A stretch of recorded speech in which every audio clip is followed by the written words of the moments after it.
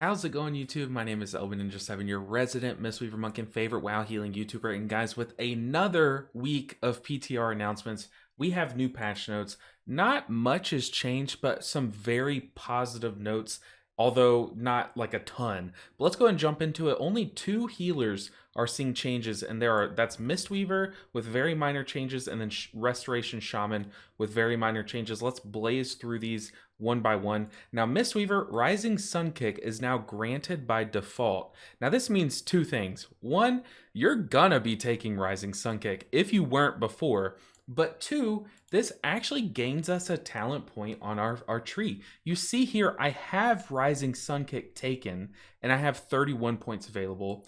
This is what it looks like on the current game. I don't have Rising Sun Kick taken, and I have 31 points available. So this is all in all just going to net us as Mistweavers one more like class talent tree point.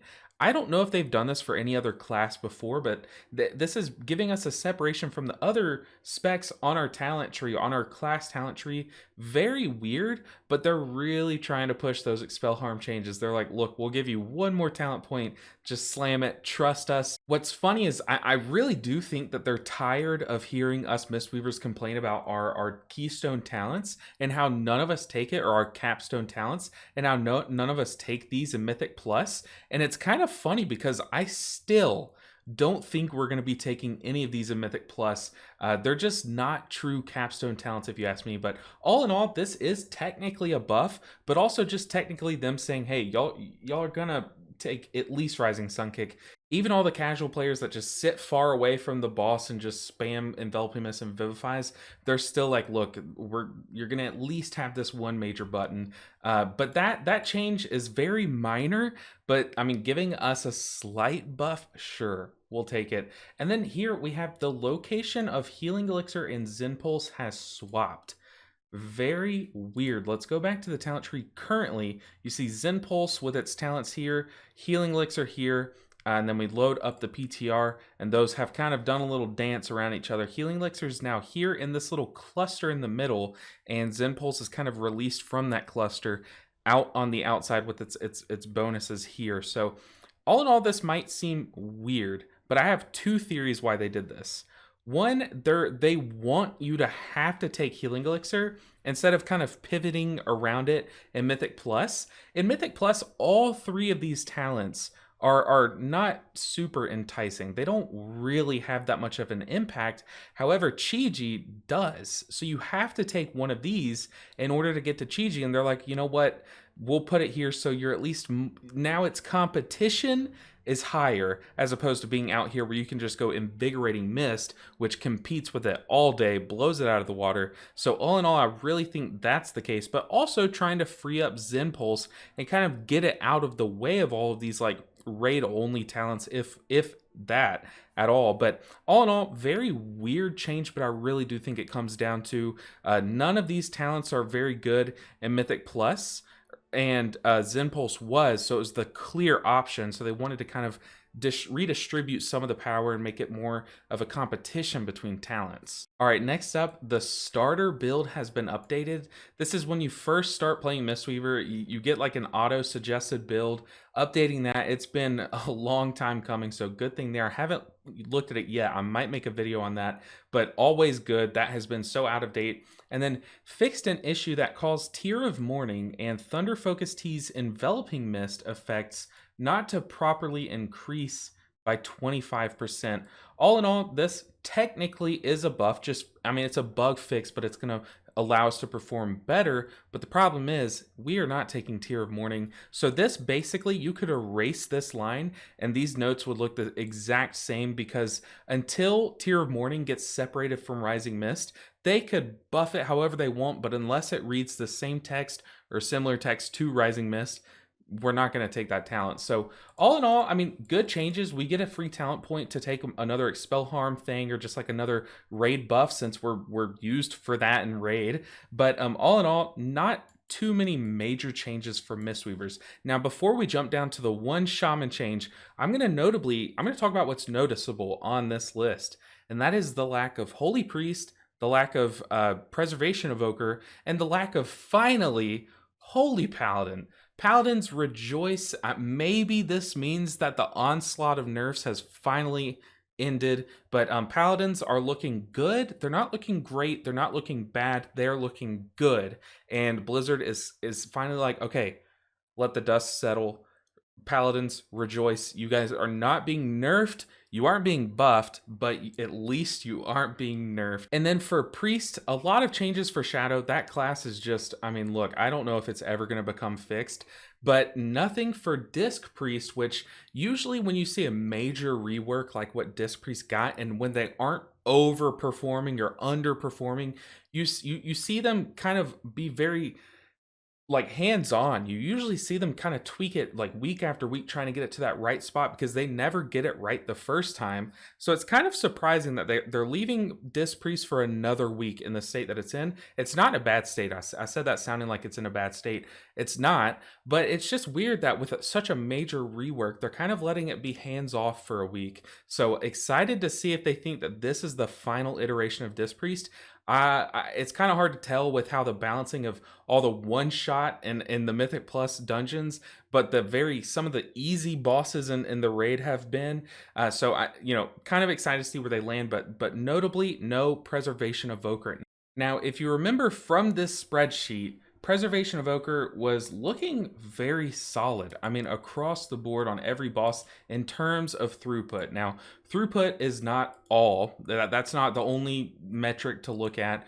But in terms of where they're looking, they are looking to be the most consistently strong throughput healer. And with strong cooldowns on a strong throughput healer, that's always a big bonus. And for them to not touch that means that this is probably Preservation Evoker, the level that they are performing at, the level that all of these healers are performing at, is likely the level they want them to reach the game at. Now, I know it's a month out. It's probably a little, it's definitely premature to say so, but for them to leave this disparity, I mean, a 50,000 HPS disparity between two HPS healers, I mean, that kind of just shows that this is the level that they kind of want to let it sit at, let it kind of ride out, and they'll make the changes later down in the line. The longer they wait to make these changes to kind of like readjust some numbers, first off, the more likely it is to make it into live, but second off, the more volatile it becomes, because if they make a change the last week of the PTR, by then it's go time. That is making it into live, so you got to make sure you get it right that time. I wanted to point that out. No Preservation Evoker changes, no Holy Priest changes, but there are some Resto Shaman changes. Chain Heal, the healing is increased by 20%. Look, it's not a lot. It's not a major buff, but it is a buff to their AoE healing. And if you remember in my last video, they are just not at all incentivized to press Chain Heal, which is one of their only AoE heal buttons left that's worth pressing.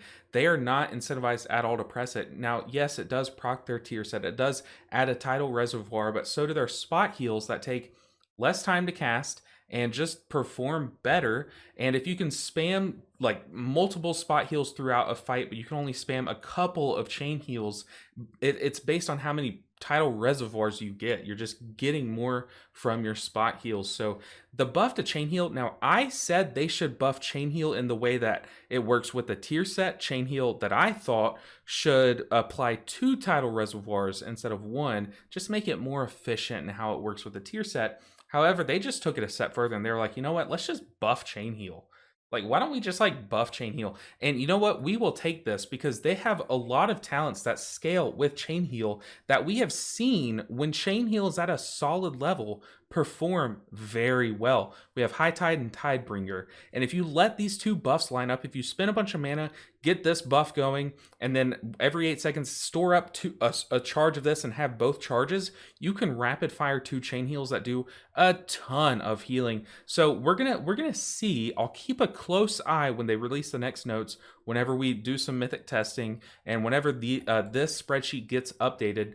I will make sure and keep an eye on Resto Shaman and how they're performing with the new Chain Heal bonuses and how the rotation is. Are they even going to kind of be tempted by these Chain Heal buffs? Are they going to press it more?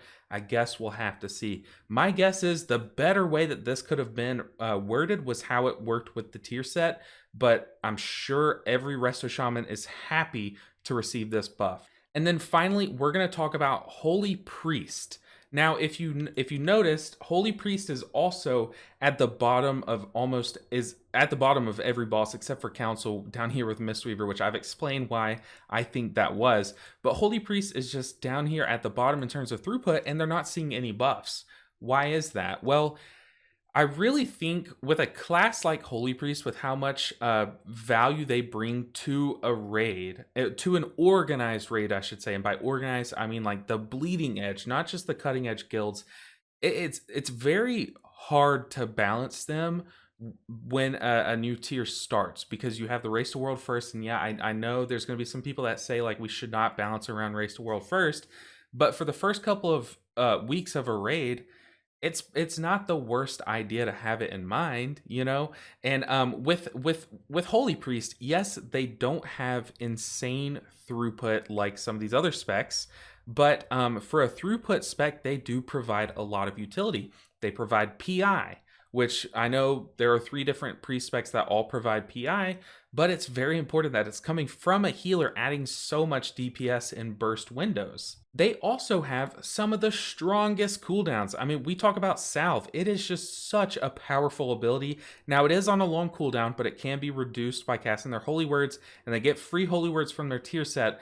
But we have seen this interaction nerfed, because it used to say it reduces by 30 seconds. Now it's just by 15 seconds, although, yes, they do get those free ones. It still does not get as much reduction. However, this is an insanely powerful throughput cooldown. And then on top of that, they have Divine Hymn, which is also just an insane cooldown for raid. So all in all, their throughput cooldowns, although they're constant throughput, their overall throughput at the end of a fight is not insane. Their cooldowns are. And when you look at the top end guilds, some of the most important healing is during burst windows, and having powerful cooldowns to combat that is very important. And I haven't even mentioned Symbol of Hope. Yes, it has received a lot of nerfs, some of them warranted, and a lot of people have kind of argued. I am in the stance that it should have received a nerf, probably not as hard of a nerf, but it's still super powerful, still provides utility to an entire raid, and it still has a lot of value. So when you add all that together, compound that on top of their throughput, all that value stacked on top of their throughput, who knows where it lands. I think Blizzard might have an idea. They might have some analysts on top of it. So although it does suck for the casual, the heroic players, and seeing these numbers, why aren't they healing more? Just why aren't they healing more? I mean, I want to parse, you know what I mean? I want to show up on details meters and stuff. It's frustrating, but just take a step back and know that you guys probably, if they do nerf your throughput, or I'm sorry, buff your throughput, it will probably be later. And just understand it's going to suck for the first few weeks if they don't buff it before then, but there is a reason. And that, I mean, that's all the notes. That is all the notes on the healers. Yes, there are only 2 healers changing, and by changing, I mean like slightly changing, in Mistweaver and Resto Shaman. But I wanted to point out some of the things, some of the implications behind the classes that are not changing. And guys, that's going to do it for this video. If you agree with me, let me know down in the comments. But also, most importantly, if you don't agree with me, let me know down in the comments. I want to give a quick shout out to my Patreons. There are just 2 of you guys left. Thank you guys so much. You absolutely carry this channel. And if you, yes, you are wanting to help out my channel like they do, then check out the link down in the description below. But don't worry, if Patreon's not your cup of tea, I totally understand. There are free ways to support this channel, and that is liking, subscribing, and commenting on my videos. Especially subscribe if you want to see more of me and want to see more healer content in 10.2. I got lots coming to you regardless of what class you play, but most specifically Mistweaver. So if you want to see what Mistweaver plays like, then definitely check my channel out. But guys, that's gonna do it for this video. If you like these quick updates, let me know. But thank you so much for watching this video. I'll see you guys in the next one. Until then, take care.